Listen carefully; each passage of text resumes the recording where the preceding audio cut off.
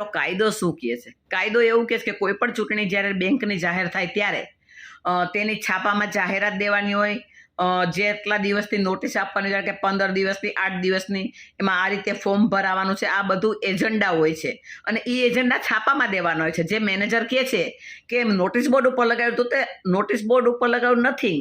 એ notice board ઉપર લગાડવાનું થતું જ નથી. એને પેપરમાં ઓબ્લાઇઝ કરવાનું હોય છે. આ તો મિસકન્ડક્ટ છે. પેપરમાં જો જાહેરાત આપે તો તમામ ખેડૂતોને, તમામ સભાસદોને ખબર પડે કે ગુજરાત એગ્રીકલ્ચરમાં ચૂંટણી છે, તો બધાને ખબર પડે તો આ ચૂંટણી છે એ બંધ બારણે ન થઈ શકે. એટલે છાના ખૂરણે કૌભાંડ કરવા માટેની આ ચૂંટણી છે. તો કલેક્ટર સાહેબ આમાં તાત્કાલિક રીતે સુઓ મોટો લઈ અને આ ચૂંટણી અટકાવી શકે અને છાપામાં રીતસર જાહેરાત આપી અને આ ચૂંટણી કરીને ખેડૂતોનો શ્વાસ ન રૂંધાય તેના માટેની જાગૃતતા માટેનો મેં આ વિડીયો બનાવેલો છે. Dharmishtha Joshi, advocate and notary, Junagadh.